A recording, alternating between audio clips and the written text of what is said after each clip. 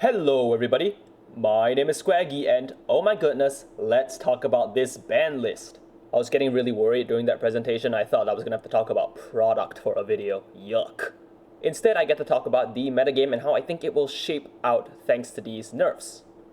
As of recording, the Bushiroad strategy presentation has just happened, and in it, we have got to see a ton of nerfs.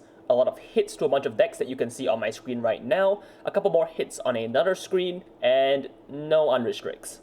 I think the last time I did this, they unbanned a Levidras card and they gave, what was his name? God, I don't remember his name anymore, oh my god.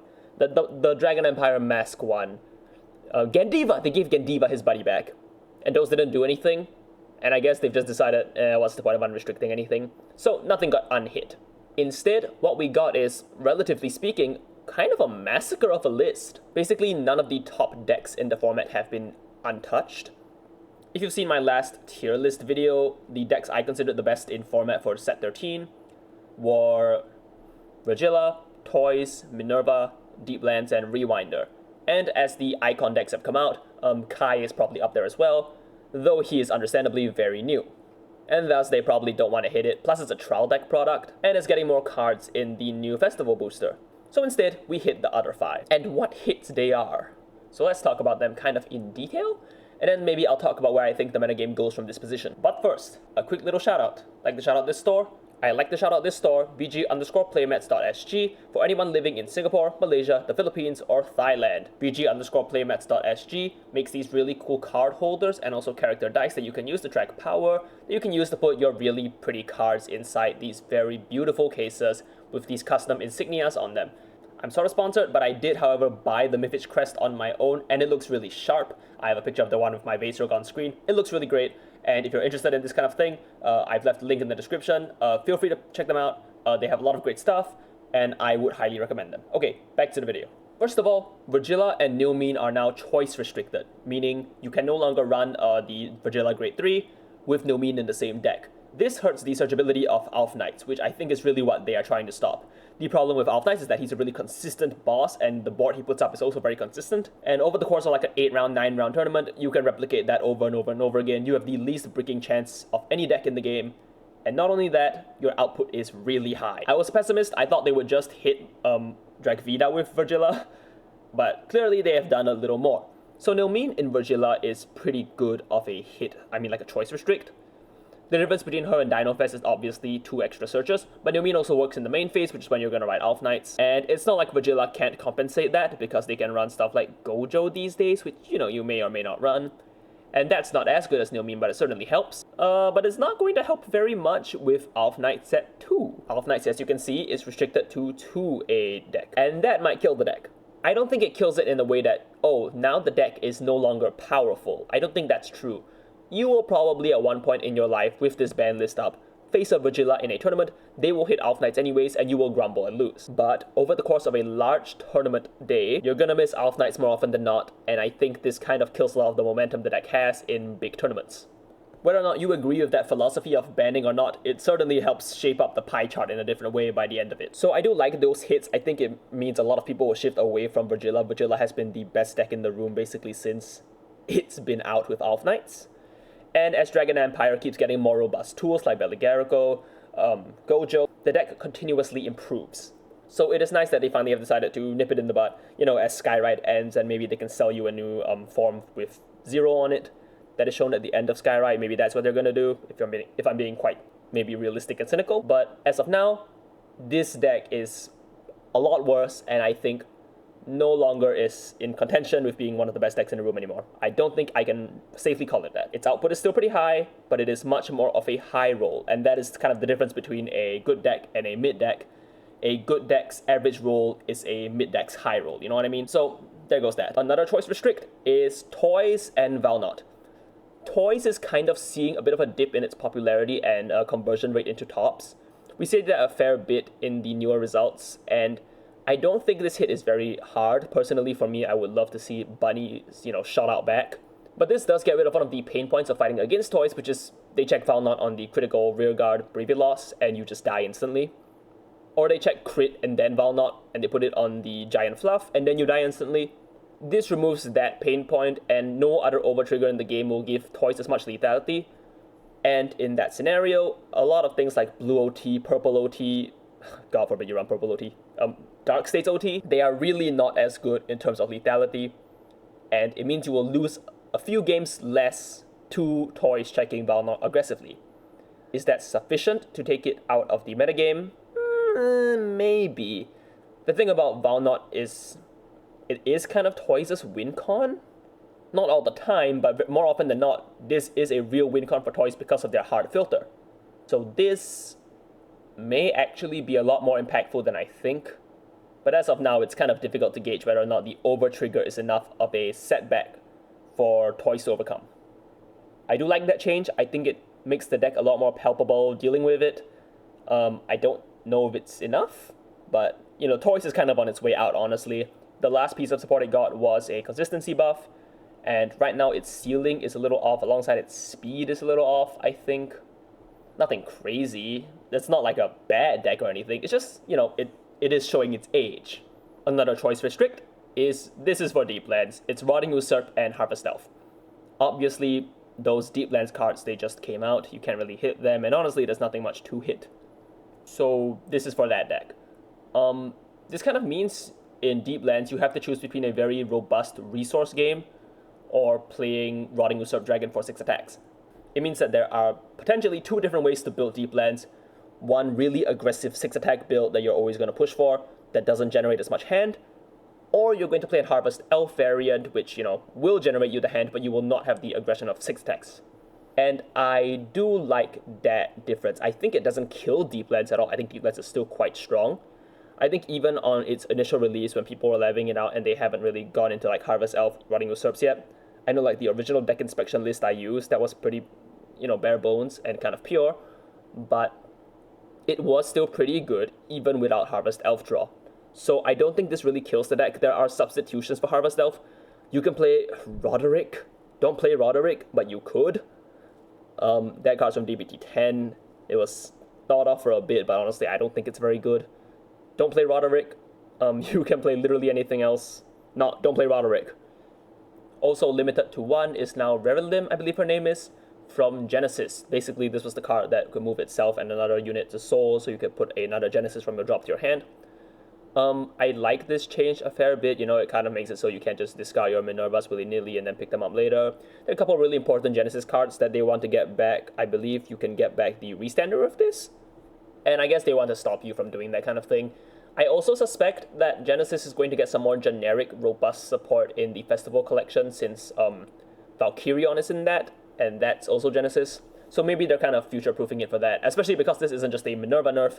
This is entirely all decks can only play one of her, which, you know, will make it more difficult to play in the Shin icon. Minerva is a pretty interesting deck. I think the play rate has gone down a lot in the JP format, but the topping rate and like its ability to do well at high tournaments hasn't changed much. I believe it just won like one of the big WGPs recently, and that is to say it is still very strong. So this is a decently necessary hit. I am pretty happy that it got hit. I think this is a good way to do it without really lowering its floor, without really lowering its ceiling too much. And, you know, it gives decks like, I don't know, Artisaria a better matchup. You know, you can start locking things on the board.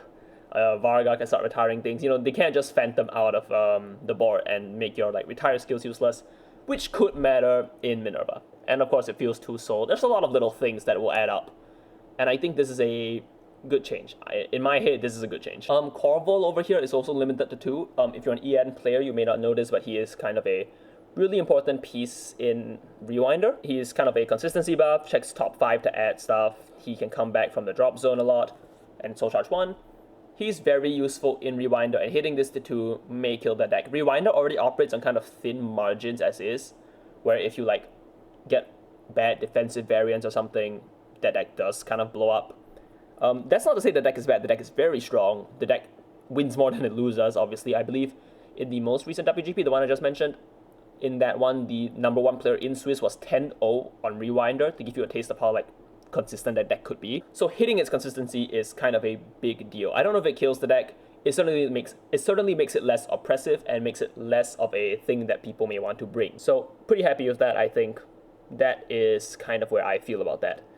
Especially because I feel like Rewinder is very fast and it's strong as a result. And it's so fast that it really feels like there's not a lot of counterplay you can do except for get lucky, which might not be very fun of an experience for either player. With that, those are the really big meta hits. But there are a couple of more interesting hits here. These cards are all banned. Defensing Roar, Derry Violet, all three of the hostage orders. I don't know this guy's name. Dioroing. Pararis, I believe. And this goes to fetches a Blitz order from your drops onto your hand. These are a set of nerfs, all aimed at very defensive cards. These are all basically perfect guards, essentially. Defensing Roar is practically a perfect guard. The Blitz order you fetch is practically a perfect guard. The card that you're adding back to your hand with Diaring in like Lord or something is practically a perfect guard. This is a pretty big set of changes. First of all, it kills a bunch of rogue strategies that already weren't doing so hot. Like, God forbid you like playing Luard or Night Rose. Like, I'm so sorry if you enjoyed Stride decks. Happy 15th anniversary. Those are a lot less good. I used to kind of laugh when people were like, oh, you know, we don't know who's going to be better, Night Rose or Hari, when it was coming out.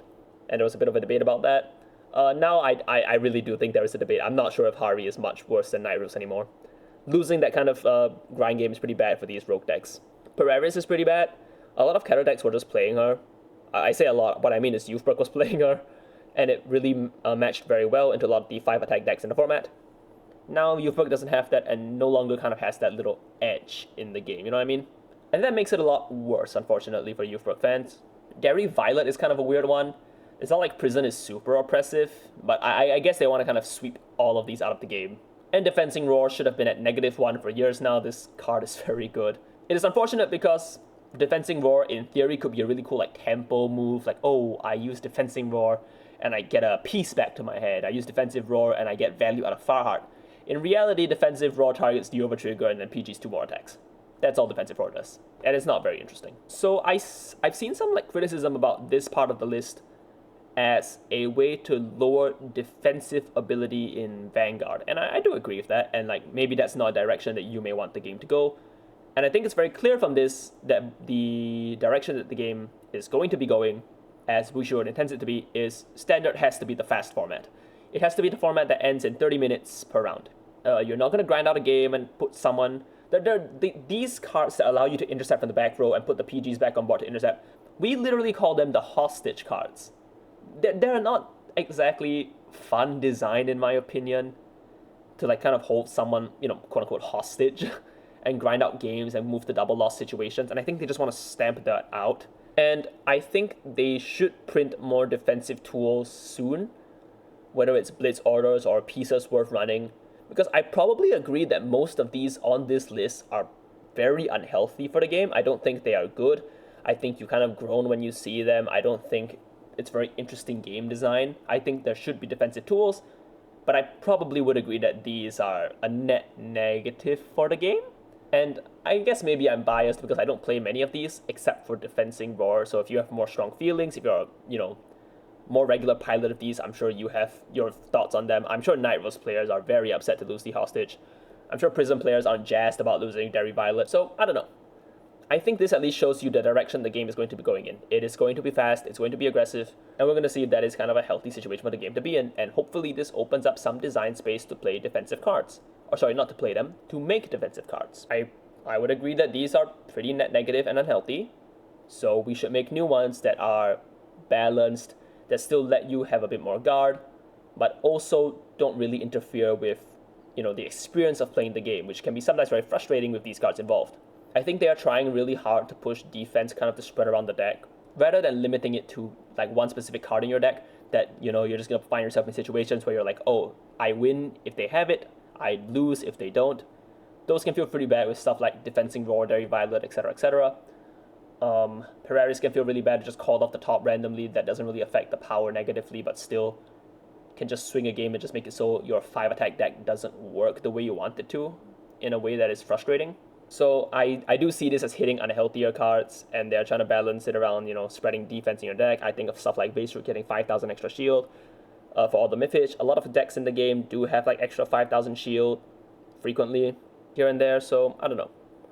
I think this will overall be a healthier change for the game in the competitive landscape because it just stops a bunch of weird double loss decks that exist, basically just the double loss.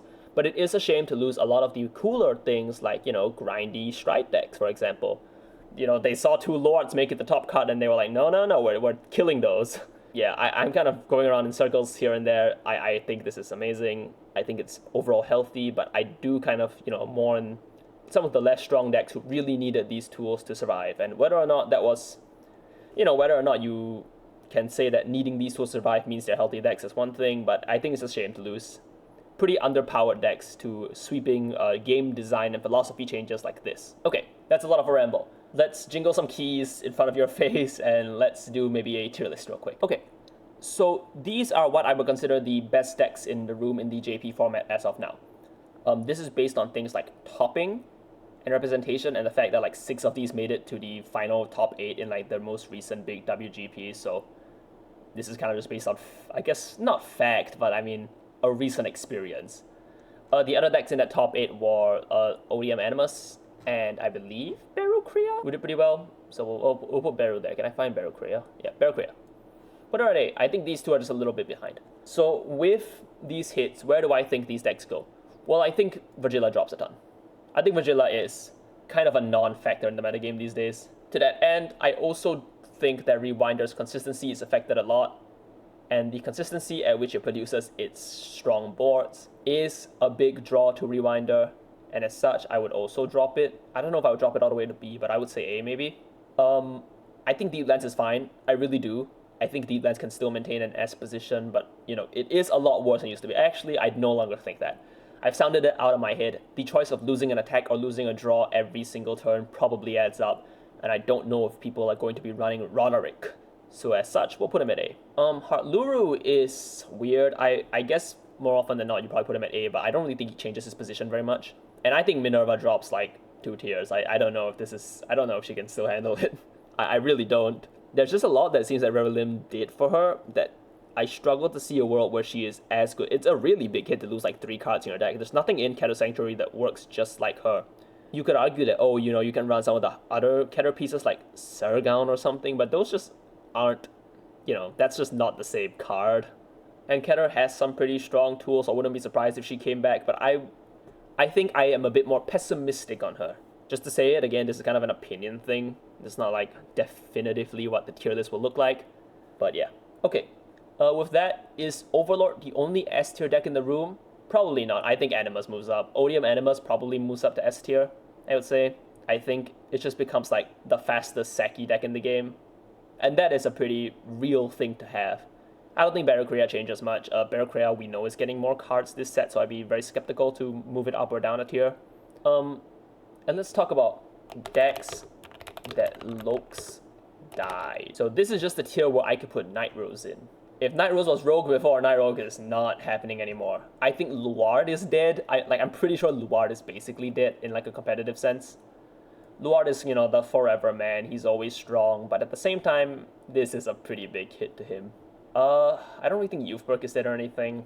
A lot of the Keter decks, sorry, not a lot of the Keter decks, a lot of the Dragon Empire decks that use defensive roar, it wasn't like too big of a deal for them, but certainly it's bad to lose it. Like, gosh, sure, Nui is like, ooh, I wouldn't put him there though. These are like for real hits. Like, these are for the decks that lose even a status of like being low tiered. I think it's pretty undeniable that these two at least will struggle to be called low tiered anymore. And I do think Prison, it doesn't change too much. I mean, it's still not great for her, but it's, I don't know, Prison doesn't do too much these days as is, so I feel pretty uncomfortable putting her there. Actually, I don't feel uncomfortable. I'm gonna put her there. I know Prison has a lot of shooters. I know she's still pretty strong. I know she's very difficult to pilot as well. But I just think it is a pretty sizable hit to your survivability, and it's a hit that will make you lose a game more than you normally would in like Swiss, for example. I like to imagine that Draconis becomes a fair chunk better just because some of the top decks, get outclassed now. That's what I like to imagine about it. It is early to give like a proper tier list. I just wanted to kind of frame it in a way that how I think the metagame may shake out. So I guess to be very confident, we'll just talk about these here. I think out of these decks, these 8, which just topped in Aichi, I think this is a very comfortable idea of where I think these decks will land once this list hits on April 1st. I am pretty reluctant to say that any of the decks are dead, but if you ask me, you know, what would I put in a YouTube thumbnail that says, that gets me the most clicks, it's Vyrgilla. It's Vyrgilla is dead, and I don't think that's a shame at all. I think the deck is way overstayed its welcome. Even if decks are starting to catch up to it, I just think I'm very sick of seeing him, and that can affect a player's perception of the game and its health, and even if it's not like a real problem per se, it is still like something not everyone wants to experience in a card game, having a meta that can feel very stale. Oh, I think Varga's pretty good too. I think Varga matches up quite nicely into these top strategies. I think it kind of owns toys. I'm not sure if it's fast enough for Rewinder, and I know Deeplands kind of counters it, but it has a good matchup into Verocrea. I think now it's favored into Vyrgilla and Minerva, so I would put it up there. I would struggle to put Blankdemire in S tier as a new set comes up, but I would probably put him at A tier at least. So that's my prediction about how the new format's gonna kind of look like. Very safe kind of bets. I don't really think this is gonna ruffle any feathers. I just think that these two decks, Vyrgilla and Minerva, got hit a lot. I think it is a very substantial change to their deck composition and the turns that they can output, and I think we're gonna see a lot more of Dragonic Overlord coming soon. I think a Soul Saver Dragon or Alfred are both better than Vyrgilla and Minerva right now with those lists. So yeah, those are my thoughts on the new ban list. I hope to hear from you guys as well. You know, what do you think about the new format? Do you think this is a healthy change? Especially these defensive cards. Good lord, there are a lot of these changes, and I think I would be interested to hear what a broader player base thinks of these. For me personally, I really do think that these cards were a net negative for the game. In terms of health, maybe not for like fun. I would like there to be good, grindy control strategies for players who enjoy that. I think those hostage cards went a bit too far in terms of the game design that they promoted. So yeah, I hope they give some compensation to those decks. And what do you think about the meta going forward? Do you think that these decks who just got hit even still stand a chance at all? You know my opinion on it. I know a lot of people like to skew one way or the other, like, oh, you know, this doesn't change the deck at all, I can still top with this. Or it's, well, the deck's doomed, want to sell, Vyrgilla. You know, I understand both sides of the coin. Just want to hear from you guys. What's your experience like? And you know, if you're excited about anything in like the presentation, and I think there was a lot to be excited about, you know, feel free to talk about it too. Let's just have an open discussion. I'm happy to hear from you guys. And yeah, alright. That's it from me. Bye-bye. Thank you to my supporters on Ko-Fi, Lang Long, and Big Ben. Thank you for helping the Swaggy conglomerate produce more great content.